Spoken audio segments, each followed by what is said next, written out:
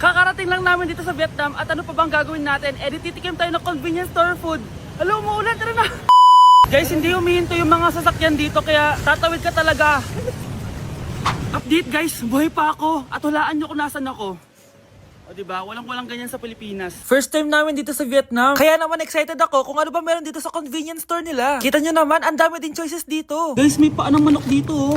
Check out natin to. Guys, parang asarap na tong Nutella banana oh. Guys, tignan yung hotdog dito oh. Kinakain daw to ng hello kaya i-check out na natin to. Tignan nyo yung mga drinks nila dito, parang lalagyan na lang ng ice. Parang masarap to guys oh, tong kulay ube. Hala guys, may Vietnamese oh. Sarap! Check out ko din yan. Grabe, bakit ang mahal? 345,000? Tikman na natin. Una natin tong Nutella banana. Guys, tignan nyo. Masarap siya. Bilhin nyo to guys. 10 out of 10. Next natin tong Thai chili paste and chicken floss. Let's go. Medyo malansa siya guys. Ito yung nasa loob niya. Sarap. 10 out of 10 din to guys. So ito daw. Puro laman. Oo nga. Sobrang sarap, walang eme. Ano naman ito, pusa? Sorry. Oh, ay. Ala, sarap nito! Sarap niya! 1 million out of 10! Next natin tong hotdog nila na hindi na niluluto. So, ganito siya guys. Pinil ko lang siya. Ang sarap! 9 out of 10 to sa akin. Next natin tong mix na spicy Korean chicken. Ayan, ganito yung itsura niya. Sarap siya. Hindi ko sabay. Sarap kaya. 8.5 out of 10. Masarap siya. Next natin tong Chan Garotsyong na chicken feet or paa ng manok. Chicken feet talaga siya. As you can see, boneless siya. So wala na ata siyang obo. Boneless siya. Yan guys. Hindi pala siya boneless. May buto siya. Oh. Ayoko siya. 2 over 10 lang siya talaga guys. Okay, next naman itong mga barbecue nila. Ayan, iba't ibang flavor siya. 6 over 10 lang to sa akin. Okay guys, next ito, parang chicken ata. May lasa siyang efficacent oil. Ayoko to. 3 over 10 lang to sa akin. Ito guys, medyo spicy. Oo nga, lasang efficacent oil. Okay lang naman, 4 out of 10. Okay, next itong empanada nila. Based sa texture na para siyang hopya. Tama nga ako guys, lasa siyang hopya. 5 out of 10 to sa akin. So last but not the least, itong leche flan nila. Ban flan yung pangalan. So wala sa ribigin na kutsara. Para siyang leche flan na hindi sobrang tamis. So 7 out of 10. So yun lang naman guys. Kung gusto niyo ng part 2, comment lang kayo dyan. Bye! First time ko pumunta sa mga gantong event guys. Kaya tara, samahan niyo ako.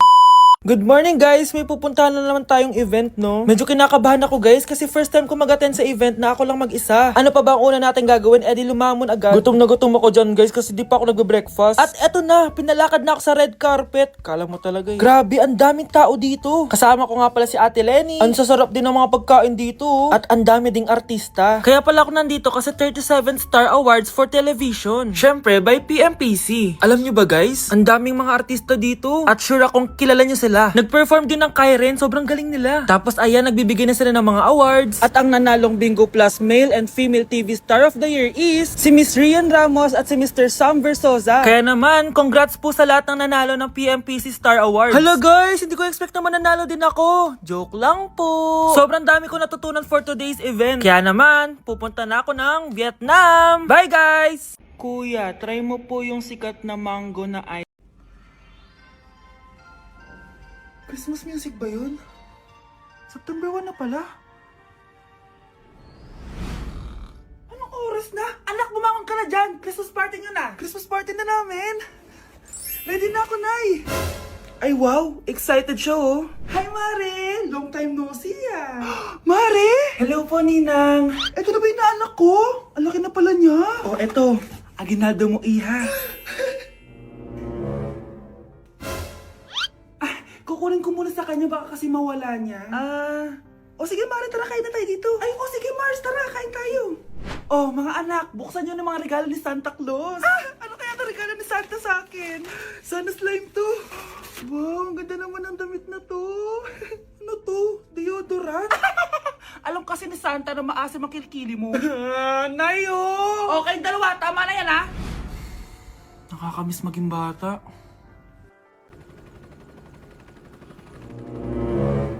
OMG, grabe yung baha, oh. For sure, marami naman nakurakot si Dad. Paldo. Oh, Cheska, ba't ang aga mo? Di ba traffic kasi baha? Ay, opo ma'am, baha nga po eh. Kaya pinag-helicopter na ako ni Daddy para safe ako. Kawawa nga po yung mga tao eh. Wow, sana all. Ah, yes Daddy? Opo, nandito na po ako sa school. Yung baon ko 1 million ha, send mo na. Ha? 1 million yung baon niya? No! Binasa mo yung Chanel bag ko! Sorry, Cheska. Alam mo ba kung magkano to, ha? 600,000 to! Mas mahal pa to sa bahay nyo! Napakamahal naman yan. Whatever. Papabili na lang ulit ako. Salamat ka, mabait ako. Nahiya naman tong 300 peso na bag ko. Be, tara sa kantin. Nag-crave ako ng siomay tsaka ng kwek-kwek. Tara. Pwede bang sa Wolfgang na lang tayo mag-lunch? Hindi kasi ako sanay sa mumurahing pagkain. Be, anong kala mo sa akin? Anak ng CEO? Ano ba yan? Hindi ba kayo binibigyan ng allowance ng daddy nyo? Ako na nga lang. Hindi ka naman ganyan dati. Okay, class. Si Cheska na ang bago nating treasurer. Ma'am, wag si Cheska. Kukurakutin niya lang yung class funds natin. Parang tatay niya. Flood control, ayaw. Gastos, gusto. Kaya mayaman si Cheska kasi korap ang pamilya niya. Ang laki ng tax na binabayaran ko. Sa Disney Princess pala natin napupunta lahat. Habang kami, binabaha na dito. Ikaw pa helicopter lang. Wow, napaka-lavish mo naman. Tsaka, pairam muna ako nito Chanel bag mo ha. May ambag din ako dito, no? Hindi kami titigil hanggat walang nakukulong. Deserve nyong magdusa. Kaya hindi umuunlad ang Pilipinas dahil kinukurakot nyo. Mahiya naman kayo! Don't stop shaming them. Deserve nila yan. Mainit ang mata sa atin ng mga tao. Kaya siguraduhin nyo na magmumukha tayo malinis, ha? Dad! Alam na nilang lahat! Nadidepress na ako. Binabash nila ako sa social media. Tapos kanina sa school, binubuli nila ako. Nasisira image ko. Ayusin mo to, Dad! Gumagawa na ako ng paraan, anak. Pero sa ngayon, kailangan ko muna kayo palipad sa Amerika para safe kayo. Okay, Dad. I'm calm. Bigyan mo ako ng 10 million pang shopping ko doon, ha? May mga mag-iimbestiga dito. Kaya lahat ng mga luxury cars namin, itago nyo muna. Hindi nila pwede makita yung mga yun. Base sa report na binigay sa akin, may ghost project daw kayo. Totoo ba yun? Wow! It's a yes or no question. Bakit di ka makasagot? Your Honor, kakausapin ko po muna yung lawyer ko. Ang kakapal nyo. Halata naman sa mga kilos nyo na guilty kayo. Kamusta na kaya sila, Mom and Dad? Sana okay lang sila. Nawala sa garahe ang 10 sa 12 luxury cars. Pati mga sasakyan tumakas na. Hindi kami papayag na hindi kayo mananagot. Hindi kami mananahimik sa issue na to. Anak! Umagang-umaga, cellphone agad hawak mo? Tignan mo ito napanood ko. Huwag mag-cellphone agad pagkagising mo sa umaga kasi pinapataas mo lang ang stress levels mo. Ano ba naman yan, Nay? Oh, doktor na may sabi ha. Tigilan mo na yan. Ah, maniniwala pala tayo sa doktor. Sige. Grabe ang init. Paliligo na nga ako. Nay, may napanood ako oh. Kung may nagsabi sa'yo na dapat kang maligo araw-araw, isang malaking kasinungalingan yan. Oh, sabi ng doktor, Nay, bawal daw maligo araw-araw. Ba't ka naliligo? Oh, sige, din ako maliligo. Kung akala mong healthy ang mga prutas, pakinggan mo tong sasabihin ko. Oh, Nay, nagsalita na yung doktor ha. Huwag ka na kumagat dyan. Pati ba naman prutas? Ay, magmamatcha na lang ako. Kung akala mong healthy ang mga matcha, pakinggan mo tong sasabihin ko. Hala, sabi ng doktor, hindi daw healthy yung matcha, Nay. Huwag mo na inumin yan, ha? Pati matcha bawal. Sinisira mo ang utak mo sa paggamit ng mga betchin. Oh, Nay, sabi ng doktor, sinisira mo daw utak mo. Huwag ka na maglagay niyan. Tama na! Oo na, lahat ng ginagawa ko masama sa akin. O sige, Nay, titigil na ako. Basta mag-cellphone na ako, ha? Sige na, mag-cellphone ka na. Pero huwag ka magpupuyat, ha? Masama pa rin yon. Malaking kasinungalingan yung sinasabi nilang bawal ka magpuyat. Anong sabi mo, Nay? Sabi ng doktor, pwede naman eh. Bye! Ew! Tingnan mo nga itsura mo. Hindi ka bagay sa school na to. Wala akong oras makipag-away sa Cheska. Talaga? Eh di bibigyan kita ng oras. Hoy, babae ka! Subukan mo saktan ng basic ko. Makakatikim ka sa akin. Look who's here. Ang BFF niyang squatter. Anong sabi mo? Aray! Huwag mo akong angasan, be. Baka gusto mo mabura yung mukha mo. Hoy, Patricia, tama na yan. Awayin mo pa tong basic ko, hindi lang yung matitikman mo sa akin. Walang iya kayo, ipapaguidance ko kayo. Lagot kayo sa tatay ko. Go lang, be. Papuntahin mo dito yung tatay mong korap. Pag meet and greet kami. Hindi pa ako tapos sa inyo. Ay, Banatera ka talaga, Bes. Alam mo yan, Bes. Anak, nakita mo ba yung cellphone ng tatay mo? Nilagay ko dun sa loob ng kabaong niya bago siya ilibing. Ha? Ba't mo naman ginawa yun, anak? May mga importante laman dun. Baka sakaling buhay pa siya para matawagan niya ako. Ay, Diyos ko talaga tong batang to.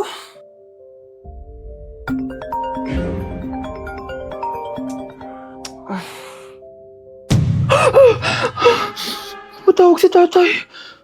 Nay, kailangan natin pumunta sa sementeryo. Tumawag sa akin si tatay. Anak, pwede ba? Wala akong oras makipagbiruan sa'yo. Marami pa ako tatapusin trabaho. Pero Nay, pag di ka pa tumigil, kukunin ko yung cellphone mo.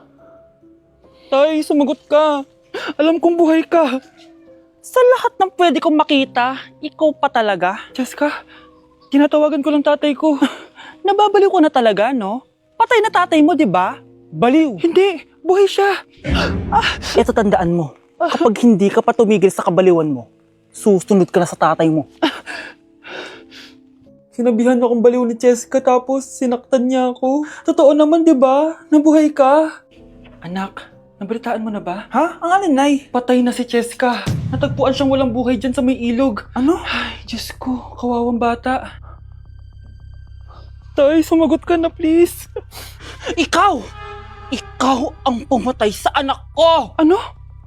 Eh siya nga to ng away sa akin eh. Ikaw ang huli niyang kasama. Tandaan mo to. Isusunod kita sa tatay mo. Tay, hindi ko na alam gagawin ko. Sinisisi ako ng nanay ni Jessica sa pagkamatay ng anak niya. Natatakot ako. Anak, yung nanay ni Jessica. Oh, bakit Nay? Pinatay daw. Binitin sa may puno. Ano? Nakakatakot na dito sa barangay natin, anak. Sinong pumapatay sa kanila? Nay, may tao. Sino po sila? Magandang araw po. Ako po si Detective Jason. Ako ang may hawak sa investigation case sa pagkamatay ni Jessica at ng kanyang nanay. Bakit kayo nandito? Dahil dito.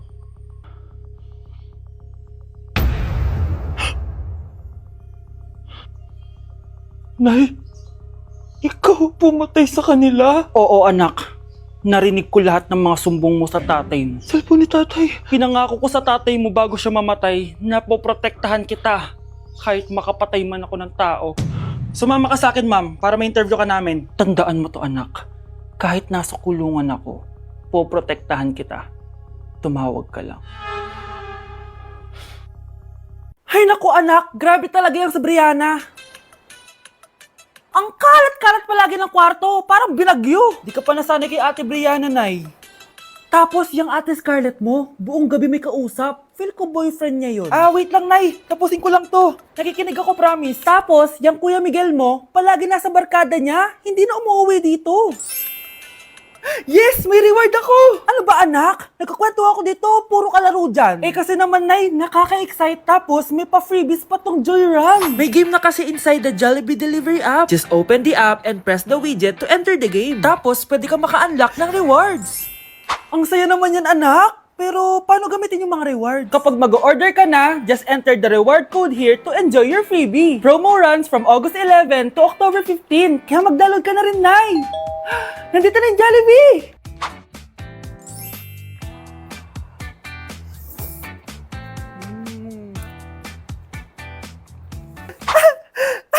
Yes! May reward ako! Ay, wow. Nag-enjoy na rin siya, oh. Charan! May mag-uulam na naman ng itlog at sardinas for a month. So, bumili ako ng iPhone 17 Pro. Sana all naka-iPhone 17. Yes, guys, hindi po ako anak ng contractor. Galing po to sa pinaghirapan ko. Hindi po to galing sa nakaw. Ano? Ang ganda. Okay na. Ang ganda ng blue. Ganda ng pagka-blue niya. It's dark. Okay guys, side by side sila ng dati kong phone. Ito yung dati kong phone. Medyo malaki siya. And ito na yung bago kong phone. Ayoko na nasa malaki guys kasi ang hirap niyang hawakan. So meron pala siyang cord and yung SIM ejector. Ang gaan niya. Satisfying part. Okay. Satisfied. Wala pa